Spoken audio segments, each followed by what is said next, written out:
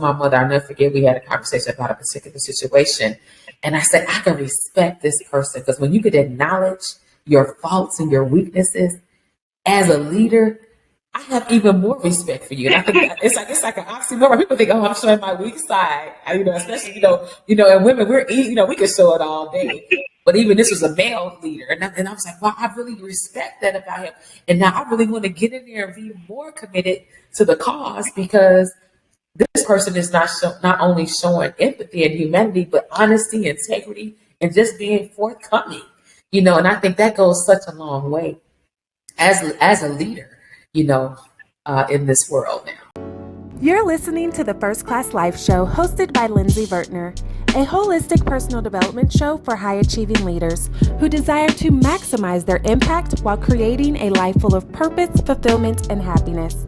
So grab a drink, grab your notebook, and let's get started.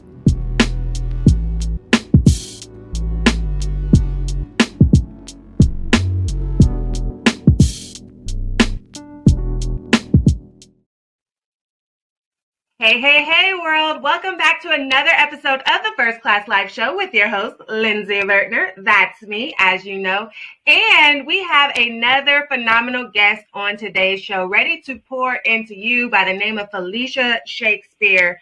And I know that y'all are out there creating y'all's first class life, right? Full of purpose, fulfillment, and happiness. I know you are trying to maximize your impact, which means you don't got a lot of time to spare. So we're grateful that you're here spending it with us. And we just gonna hop right into the conversation like we do on the First Class Life Show, okay? So Miss Felicia, welcome. Hi, Lindsey. How are you? So happy to be here today. I am good, and we are happy to have you here with us, the First Class Life family. Now, I've had the opportunity to get to know you in previous months, and I just want you to share, who is Felicia Shakespeare? Tell us who you are, girlfriend. Give us the good tea, okay? Thank you so much again. When I think of that question, I think of a lot of things. Just number one, first and foremost, a human being, right? A person that's touched by a lot of different things. When I think of my life, you just had me flashback. When you have so many series of events and different things that make you who you are, I really believe my life has been full of a lot of different things. It's a whole pot of soup. So when I say that, a mixture, there have been triumphs, there have been challenges. Born in the city of Chicago. On the west side, and I always try to add the best side because there's always a little rivalry between the south side and the west side. I don't know why in the city of Chicago, but actually I'm a little bit of best of both worlds. But long and short, I was born in this wonderful city and came up at a time where just a lot of things weren't like they are now. When I say that, I really mean that I was just a young girl that was very eager, full of life, wanting to just do something with my life. I don't know, when I think back to that drive, it was always something in me. And I know that has a lot to do with the way you are raised, with the folks that are around you. So when I think of my parents and when I think of the life I had as a child, one thing my father always would tell my mother, let her talk, let her ask questions. So I was always very inquisitive.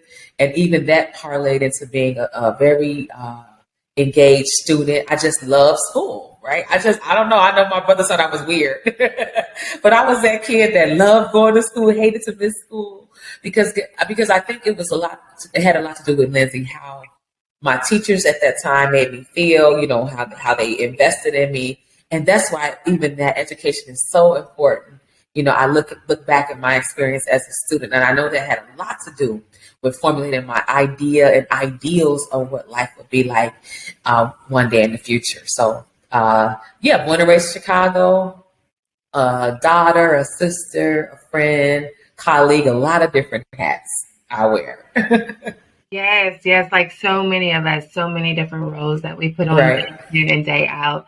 But I noticed that you mentioned, the environment that you were raised in, Yeah. because that can really influence who we are. Well, not really, it does influence who we become. And it's Right. crazy how some people can go in the negative light or the positive light. And just understanding how much our upbringing makes a difference for us. So you mentioned your parents, you mentioned your education, like your teachers and things like that.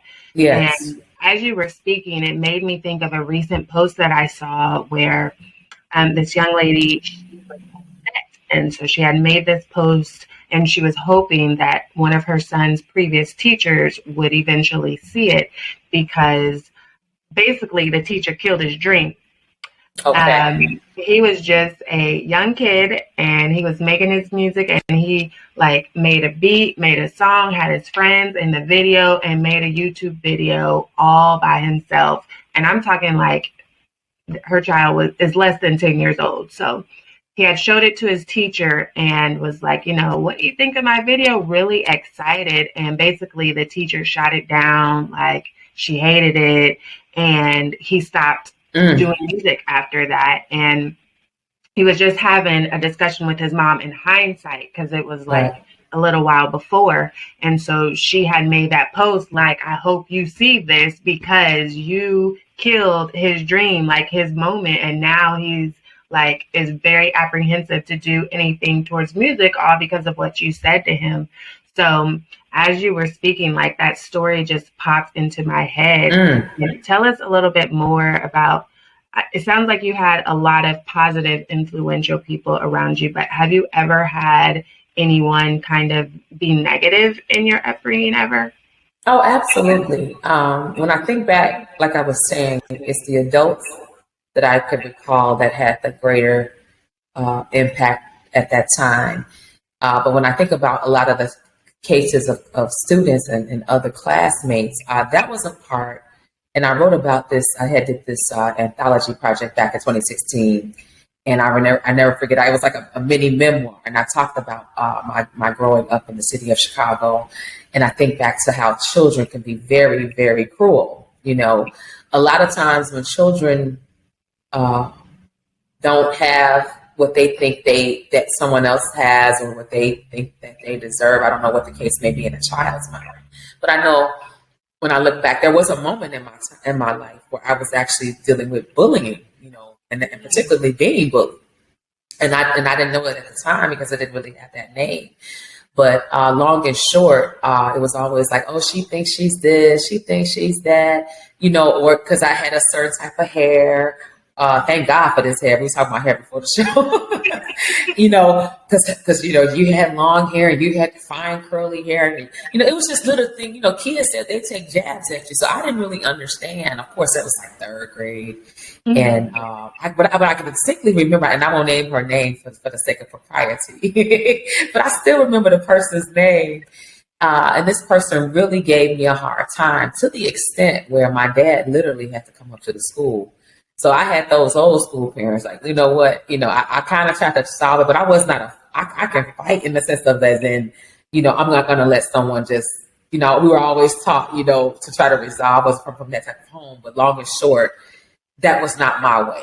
And so I tried to talk it out, but this person didn't want to talk it out. And I had to defend myself. Like, so I was always taught to defend myself. That's the way, that's the best way to put it. I hope that's clear. But long and short, yeah. But long and short, my dad became aware of the situation. He literally took off work, and that was a big deal, because it wasn't in the time where, you had, my dad was from a blue collar situation, very hardworking man. My parents were very, very hard workers. But long and short, it wasn't like he just had this time, but because it was important, because he knew it was impacting my safety, potentially my education, he took the time to come up to the school and resolve it, and it got fixed. But I'm just saying all that to say, that was one thing that I distinctly remember about growing up, always having to try to work through certain situations in the neighborhood I was in, and where I grew up. But at the end of the day, I really think a lot of support has to come from the home. And because I did have a father, which was even part of some of the jealousy I heard years later. Thankfully, I was blessed to have my dad in the house. That's what I knew. I had my mom. We didn't have a lot, but we were a family. My parents had a 1-bedroom home apartment. not even a home, it was our home, but it was a I'll never forget, we had a 1-bedroom apartment, and my parents, they gave the room to myself and my older brother, because my youngest brother hadn't arrived yet, and we had bunk bed, and my parents made their bedroom in the living room, and the dining room was the living room, so it was almost like this 1 bedroom, but that apartment was, so like I said, I didn't even know I was in this situation. When you think back to what, sometimes not even knowing what you have and what you don't compares to the economics of life.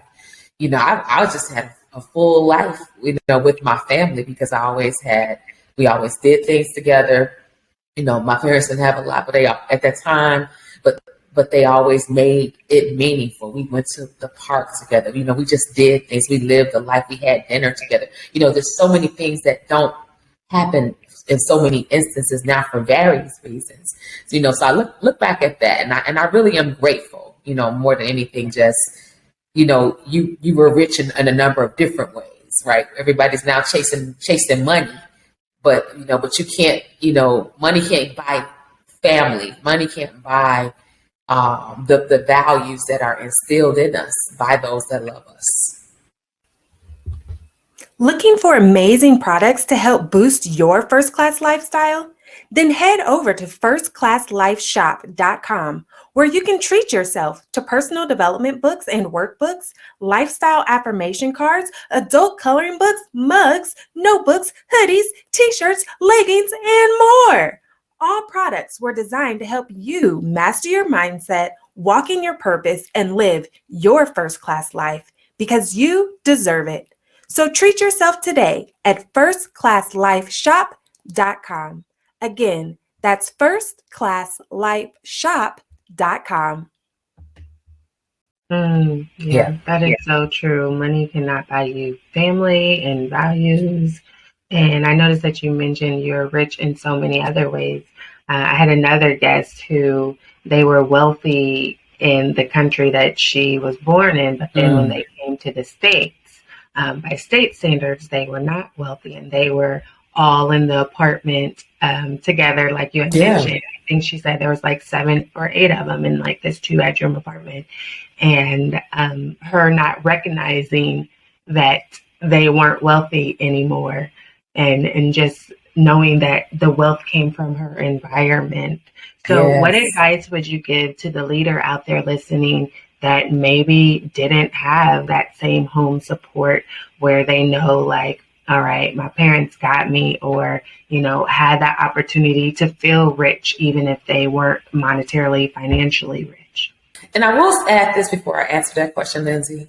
It was not a perfect situation. How you think, it wasn't that it was perfect, but it was perfect for me when I think back to it, if I could say it that way. Even I want to add this one more thing, at that time it was community, even though we were in this apartment building, that was the time when my uncle lived downstairs in the apartment below. Then my babysitter was across the hall from my uncle. And then she babysitted the whole community, Miss Gentry. She babysitted I think the whole west side of Chicago, so it was more, when I say that, it was definitely a village and a community. So what I would say to answer your question is that you have to find value in where you are and in those that God has put in your life, right? Because I know even the definition of family, it doesn't make anyone more than or less than. It's all in the security of knowing that you are loved, and that there is someone, and there is a village or a set or a person that cares about your well-being. So I would say find family. It doesn't necessarily have to even be biological, because we know even now, that's not necessarily the full definition, because some people don't, they don't even, care for what they have, in the sense of, how many times have we heard stories of people, not being close, and even having large families and just not having any type of relationship. So really the definition of family is really finding your footing in what you've been given, and just really looking around and seeing the value. So I think sometimes we can have so many valuable things right around us, Lindsey, and we just ignore it, or we take it for granted, or we're just used to it, or we think it's the norm. But then when you get to a certain stage or in certain circumstances, and you say, wow, that was actually unique, and that was actually my blessing. So that's what I would say. Find value in your community, find value in, and look around and just try to identify what you actually do have and what is working. Yeah, I like that. Finding value in what you have, because that is really important. And so for that leader out there that is looking for that support and they are trying to identify their value, what are some first steps that you would suggest that they go about doing that? Great question. And it goes back to, and I'll talk about the project I did in a little bit later, but I think your identity, number one, your identity is critical. You have to know who you are, right? You have to understand your place in this world. I think that's why children struggle. Like you giving the story of this young man, that teacher has so much power, and teachers in general have so much power to help shape in the formative years in particular, the identity of students, beyond the textbook. I'm a firm believer in that and a recipient of that. So really understanding who you are and getting to that point, as we grow up, we have an idea. Sometimes some people, don't get me wrong, they know right out the gate, I want to do this, I want to do that, I want to serve in this way. I wasn't that child. I had, even though I loved school so much, I had so many different interests. That was that part. I had so many different interests, so it was kind of hard to figure out, because they were like, okay, you felt like, okay, I need to figure out, I need to declare my major. What am I going to do with my life? Like my whole life, I got to figure it out. And that was like me always in this, one thing about me, I had to learn how to become more flexible in my just thinking, because once again, how you're raised and how you go about and how you move has a lot to do with how you even pursue your career. And when you have a situation where you, like you say, you've not had a lot of experiences, especially young people, you have to just, once again, identify who you are, understand your purpose. One thing I learned down the road is what I chose to do, and that was not necessarily my purpose, in the sense of that was not the totality of who I am. And a lot of times in this society and in this world, we try to equate our position, whether it be our job titles, what we think we've accomplished as far as money, all of those create a certain level. And don't get me wrong, it isn't. You do have a certain level of status just by mere default. But what is it that keeps you going? What's at the heart of who you are? So your identity, your purpose, understanding the gifts and talents that you have as your power. What power do you have? What is it? Who are you influencing with what you're doing? Who do you have the greatest passion to make impact on? And knowing that we're here to do that in a way that no one else could do it. I truly believe, and I was listening even today, I think I was in a clubhouse room and they were just talking about how people want to go change. And I always have this theory, people want to go change the world. And, at the end of the day, I really am a believer. You must change the world around you. Be impactful right where you are. If you can't be impactful in your immediate surroundings, and I mean literally in your household, once again, not taking things for granted, not taking people, even when I go out, I'm going out, I'm interacting with people all the time, but sometimes those are the missed opportunities because we're so busy looking for something out there and we've not even acknowledged, wow, maybe I could have impact on that lady in the grocery store today or in the cleaners, or here or there. Where does my impact lie? And treat everybody, as valuable. And I think that starts with that, because I think you're sowing a seed as you do that. Yes, I love that you mentioned that, because, I talk about in my book, in the chapter on leadership, that every single person is a leader, despite whether you have a title or level of authority or not. Absolutely. You're a leader in your home, leader in your community. Even when you don't have that official title, you are a leader, whether Absolutely. you recognize it or not. And I was speaking actually just last week to a group of educational staff. And one thing I had said to them was like, you have to make sure that you are working on you, because when you show up, it's time for you to make an impact. You don't know what that child is going through. So when you have that child that's misbehaving, yeah, it's easy to like write them off, send them to the office, or be like, oh, here comes bad old Johnny again. But like instead you have to shift your mindset and know like, this is my opportunity to make a difference, like, and smile at that child, treat them with kindness, ask them how they are, you know, try to get to the root of maybe what that behavior is, because one, you never know what they're going through at home. Absolutely. Then you might be the light of that child's day. Like they might be getting bullied by other students, and that's your opportunity to make an impact. So we have to be very mindful of how we are treating others, and knowing, like you said, the lady at the grocery store, knowing that you could be the difference between an improving day or a worsening day. And it can all start with a simple smile or with a genuine compliment, you know? Being kind. That was the point I made this morning because it was a something, and I don't normally jump in, but it just hit me. Being kind. People just, I mean, they just want you to be kind. You know, where did that go? You know, being kind to people. Yeah, I feel like it's a lost art. Yeah. It is. People are still out there being kind, but overall, I feel like everybody is just so hung up in their own selves and trying to do this and trying to do that, that sometimes it is easy to just lose that moment of kindness. Can you think about a moment that was really impactful for you in your life where somebody unexpectedly was kind to you just right at the perfect moment when you really needed it? Now you're going to make me think. Let me think. I'm trying to think of a particular moment.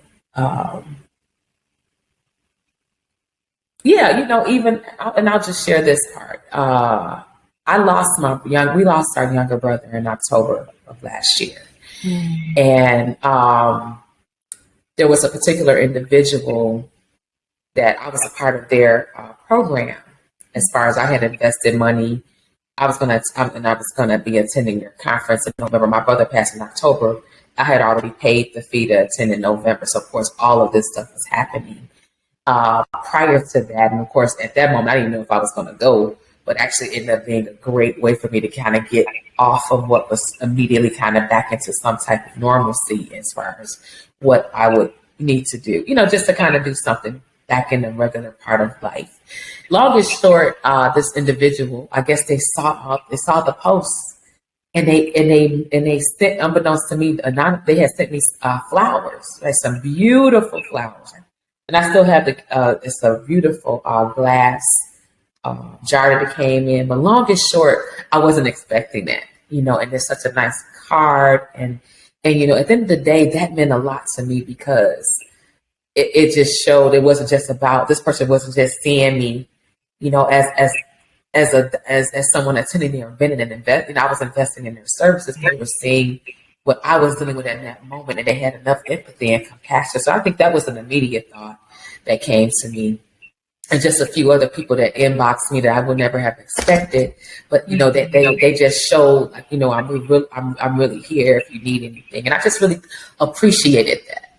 I really did.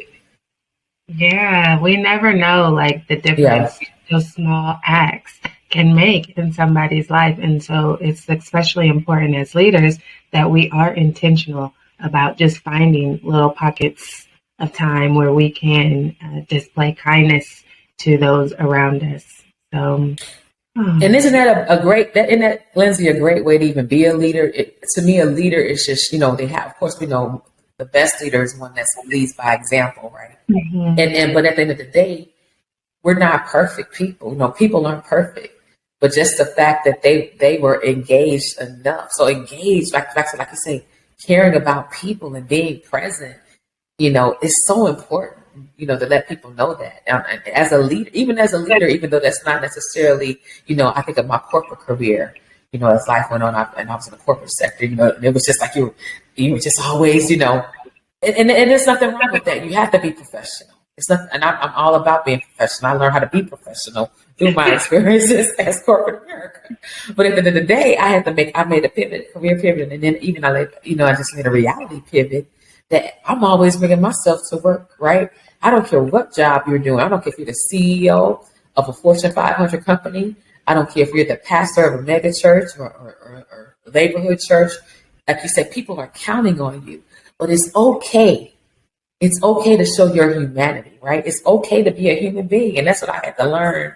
I learned as time went on, it's okay to share how, I might not be having the best day, and it's how you deal with things, right? And how you communicate and articulate that's most important. And people respect that. And I always told my mother, I'll never forget, we had a conversation about a particular situation.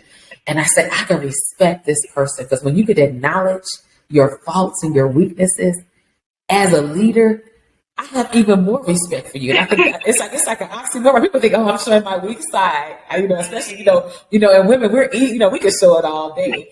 But even this was a male leader. And I was like, wow, I really respect that about him. And now I really want to get in there and be more committed to the cause because this person is not only showing empathy and humanity, but honesty, integrity, and just being forthcoming. And I think that goes such a long way as a leader, in this world now. Yeah, you are so right. It made me think about a long time ago. I had this post, and all I simply said was, and it was really how I felt, how that pressure was. So you got to post so many times a day and opportunities. And if you're not posting, you lose all of that crap.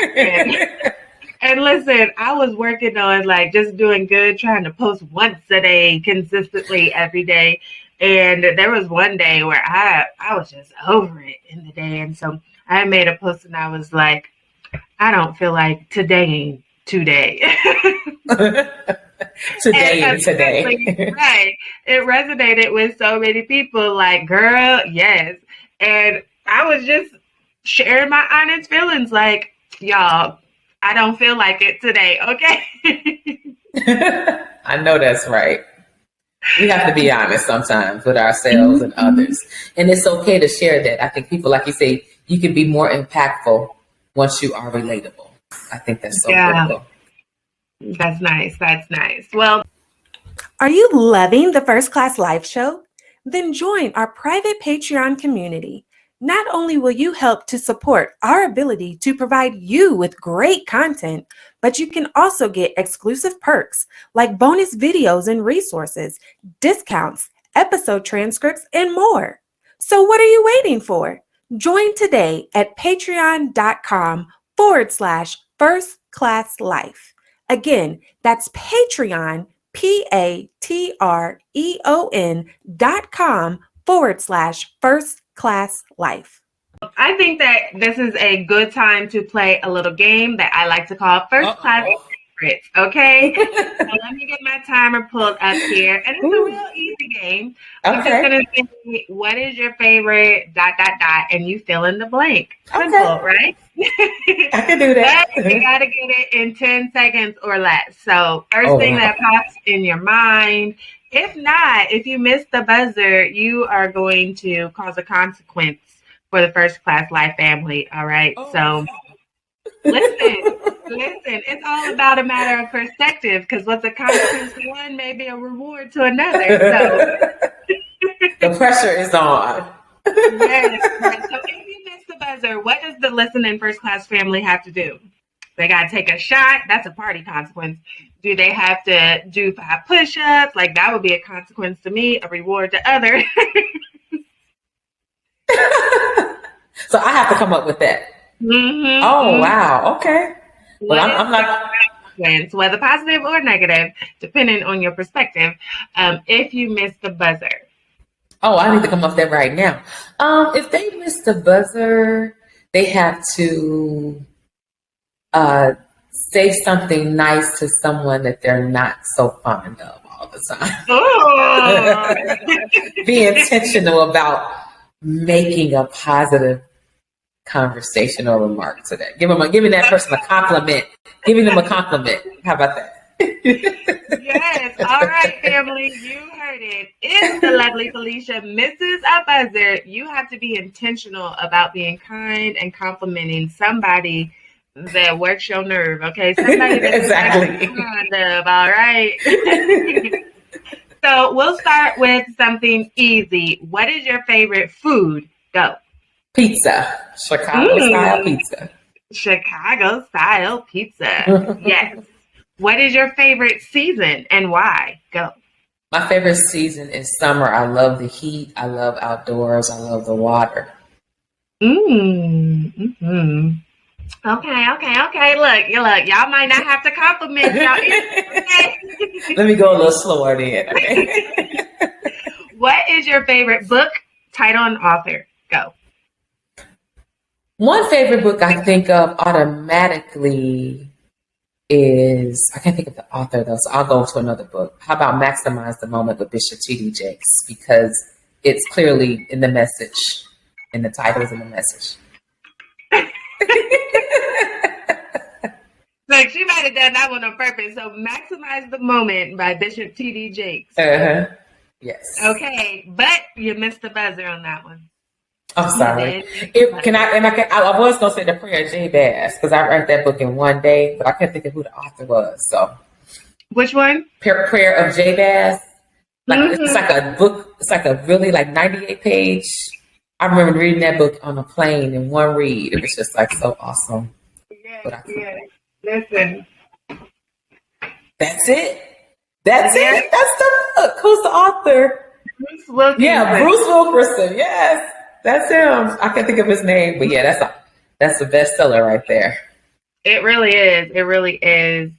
Okay, so let's see. Y'all got one compliment. Y'all got to get out. At least one. Yes. What is your favorite song specifically? Go. I'm Every Woman. Whitney Houston. Okay. Auntie Whitney in the house. Yes.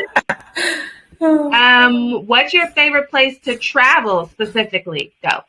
My favorite place right now is Europe, particularly London and Paris. I really love the UK. I love the shopping, the beauty, the uniqueness, the culture. And plus my last name is Shakespeare. I guess that's part of it.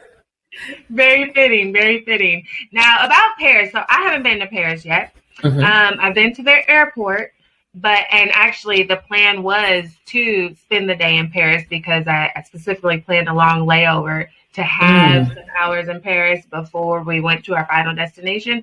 However, with COVID, they changed all of that. And so I basically spent it all in the Paris airport. But if you aren't into tech architecture, I heard that Paris was very bland. So what is your thoughts on that? Absolutely not. It's the most beautiful architecture. You have to do the big bus tour. It's like a burgundy and yellow bus and do the upper deck. I'm telling you, I got some footage that's unbelievable. Because you have the Eiffel Tower, you have the Louvre, the museum. It's just so many beautiful things. I'm surprised people say that. It's very beautiful. They said it was like the architecture was fine and rich and everything, but more so like just the culture in general and the food. I don't know. The food was like this. I'm telling you, I went twice, so it was just. It was such an amazing first experience until when I went to I was intentional about saying I'm going back and I'm going back soon, and I was able to go back the following year to speak for an event, and it was amazing. It was just, and I went straight, and I went back to the little what they call it. It's not like a parlor, but just a real nice eatery that they had there. Went back to the little bistro place.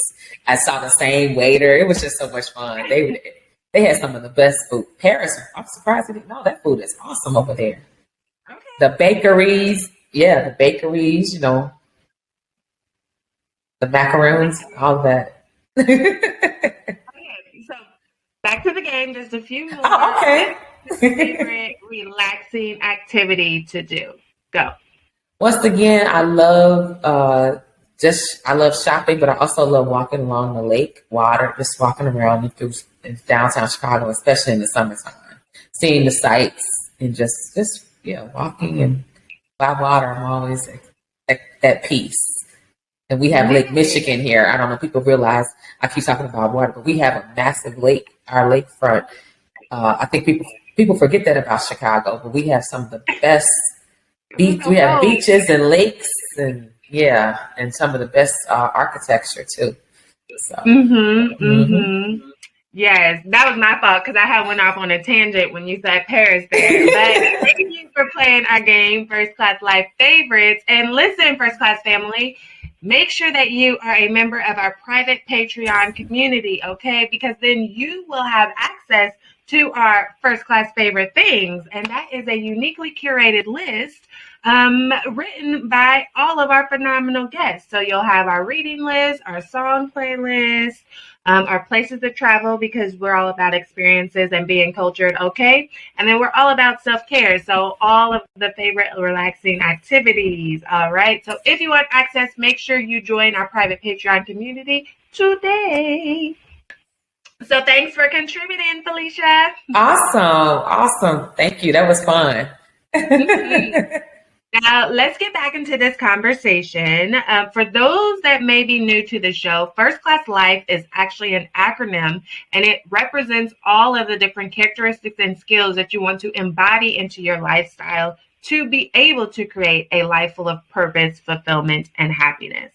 And I'm not going to go over the acronym, what it means right now, but if you want to find out, you can do one of two things. You can either go back and listen to the very, very first episode of the First Class Life show, where I explain each of them in detail, or you can head to firstclasslifeshop.com and purchase the book where I explain them all in detail. So I see it. Do what you do to find it out. But meanwhile, we're going to ask our beautiful guests, which key factor of First Class Life do you resonate with the most?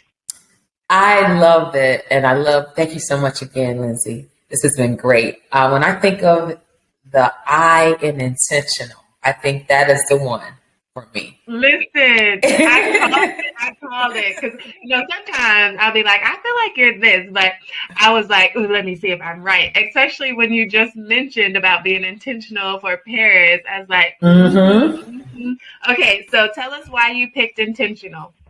I picked intentional because I do really believe we have to be intentional about everything we do, anything we want to accomplish in life. Any goal we have, you will never get it passive, right? Whoever heard of anyone accomplishing things passively or by happenstance, right? And they say, I always heard this term, if life's going to happen to you, whether you're intentional or not, right? Life is still going to happen. So we have to decide, really where we want, what we want, and where we want to go, and the things we want to do. And it's just that simple for me.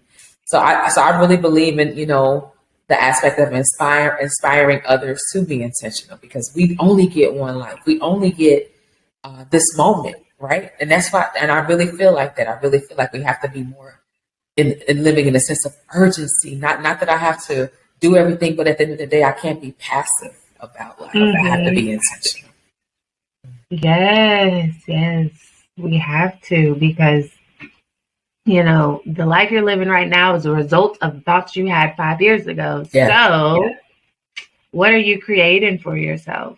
So what advice would you give to the leaders listening right now on ways that they can be more intentional? How can you be more intentional? Once again, goal setting. You have to set goals, right? And when I say that, I think of and I don't want to sound like, goal setting, the SMART goals. Okay, but that is really true. Even when you think of people with vision boards, having a vision board and having a vision, even I was thinking how I was hearing a few things, just who I listen to and follow, I really need to go probably redo a vision board or do, put something. I think I'm going to get some chart paper, literally, and just write out some things that I want to happen before the end of 2022. So once again, being clear, because when you're intentional and when you write out what you want, I think it's a reminder. And for me, and I know there is a study about this, but I'm the type of person that when I write it out, I still believe in the art of taking notes. When I write it out, I'm going to retain it better. So writing things, and anyone that's an author, Right, and I see you writing right now. Right, you can't rely on your memory. And I think it was even my mother was sharing that years ago. Don't just rely on your memory. You got to write it down. So write it down, make it clear, and then now you have something to aim at. You can kind of see, okay, and not just that part, but even now, what are the steps that I'm going to have to take? Like, what are the first initial steps to make this happen? What can I do right now to move it towards this? So I think that's important. To have a vision about what you want clearly in writing, and that would be a great start for any leader. Yes. Now, tell us how you impact the world as a leader today. That's a great question. Well, one thing I do, and even when I said intentional, when you guessed intentional, I thought about when I wrote a book called "You Are Your Brand: Building from the Inside Out," and I think. As I wrote that book, I was given the charge to come up with a personal mission statement. I was like, okay, what is my mission statement? And it was really, I came up with this statement: to inspire others to be intentional about living a life of faith and purpose. And I was like, wow. And as a result of that, how life works. A lot of times when you come up with the initial idea, when you write that first book, you really don't know the magnitude, because I think sometimes we're so busy in the moment trying to make things happen and make it right, like you said. And then you have a reflective opportunity to say, wow, this is really bigger than what I could have, it's bigger than me. It's bigger than even my intent, because I had one intention for the book in one sense, and then it began to populate other people, other avatars. I'll use that word, avatars. And I was surprised at how women were gravitating to the project. But long and short, I really believe a big part of what I am here to do is just to be a person of faith in action, and like I said, talking the talk, walking the walk, and being one to achieve goals to help others achieve their goals. And that comes through my written work.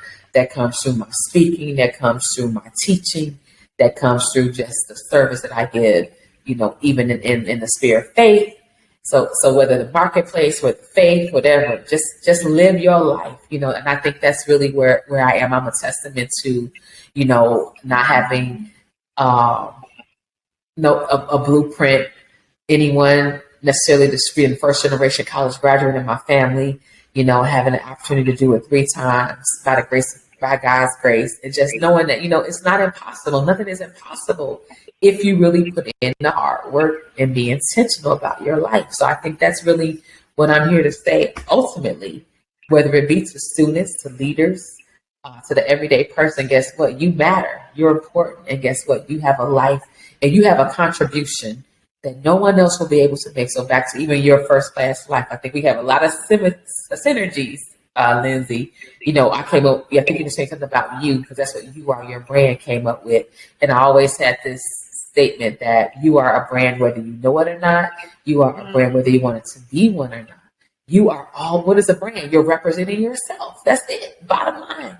You are your brand. You're always representing yourself. So you have to be intentional about the type of brand that you want to convey. What type, through your personality, and of course there are aesthetics of it. Of course, your appearance, all that plays a part. But ultimately, what's happening on the inside of you, like that inner purpose. What is it that you're here to do, and convey and communicate to the world, so people will know. Guess what? When I see Felicia, I'm going to always think of X, Y, and Z. When I think of Lindsey, I'm going to always think of X, Y, and Z. And you have someone out there. It might not be everybody, but there are people that are literally, I believe that you are called to impact in this world, and you just have to find out who those people are and work to do that on a daily basis. Do you want to be surrounded by other high-achieving women who are working on their goals just like you? Are you looking for your circle that's passionate about their own growth yet still wants to see you shine? Do you desire to be supported through collaborations and connections instead of competition? Then Cowork and Chill is your place to be. Cowork and Chill is a hybrid of virtual co-working and virtual networking. It's a community of women who are striving to build living legacies. This is the space to create meaningful relationships with other equally yoked women where you're being poured into just as much as you pour out. So if you're looking for your crew for supportive accountability, then sign up today at coworkandchill.com. That's COWORKANDCHILL, coworkandchill.com. Yes. Now, I know you have a little something to share with the First Class family. So tell us about that. Oh yeah. On October 1st, I'm actually going to be having a book event at a local bookstore. I know like you said, whether people can be there or not, it's going to be in the Woodfield Mall. I haven't even put the announcement up, but if anybody is around the Chicagoland area, and if this doesn't make it out in time, but I will be there on October 1st at the Barbara's Bookstores in the Woodfield Mall Shopping Center, which is a suburb. It's in a suburb called Schaumburg, Illinois. I'm going to actually be there talking about your brand and just sharing some of my book projects and experiences as well. But in addition to that, if you see this at a point where that date has passed, always feel free to follow me on alivingbrand.com. A-Living-Brand, that's my website, because I do have a course that will also be coming out, the You Are Your Brand course. So definitely a way to encourage you to be all you can be and do all that God intended for you to do in this world. Nice. Now, let everyone know how they can reach you on these internet streets. Where can they follow you and just get all of that Shakespearean goodness? Awesome. Well, if you are following me on LinkedIn or Instagram, it will be at Felicia Shakespeare. That is my handle. Twitter is I couldn't get Felicia Shakespeare on Twitter for some reason. I think I had too many letters. So I had to do it I am Felicia S. So that's my first name, last initial, I am Felicia S. That's Twitter. And then also follow my new website. It's going to be, by the time you see this, alivingbrand.com. If you could email me also if you need to, there at hello@alivingbrand.com. And once again, inbox me on social media as well. That's another way to reach me. Nice. Make sure y'all follow her. Make sure y'all reach out and connect. And listen, don't worry. We will have all of those links in the show notes for you. So you can just click away. Okay. Now, do you have any final advice on how we can just create our own first class life full of purpose, fulfillment, and happiness? Once again, I believe success is what you define it to be, right? So really be intentional about knowing your uniqueness, the value that you bring. I think that's the most important thing we can do in life is really be us, right? Be the carbon copy of you, right? Who are you? Just knowing yourself, giving yourself some grace, giving yourself some goals, and just making sure that once again, you're playing full out. At the end of the day, as we said a little earlier, you're in the moment right now. So just really be that part, be you, and work on being the best version of yourself. So whatever that looks like. So if that means more self-care, if that means giving yourself an opportunity to go on vacation, if it means giving yourself a goal to reach, whether you want to, earn a particular degree or certification, whatever it is, only you can figure that out.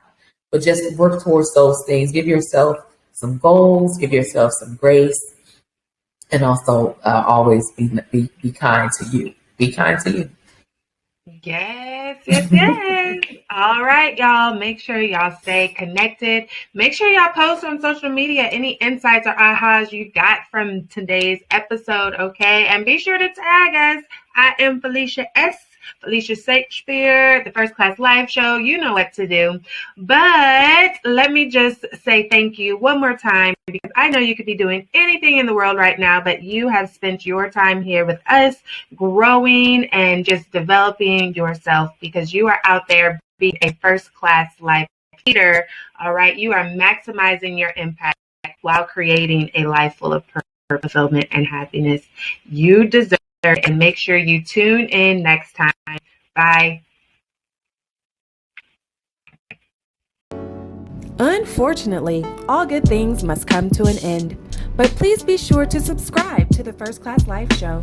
And don't forget to rate, leave a review, and join our private community so that we can continue to provide you with great personal development conversations to help you maximize your impact while creating a life full of purpose, fulfillment, and happiness. You deserve it.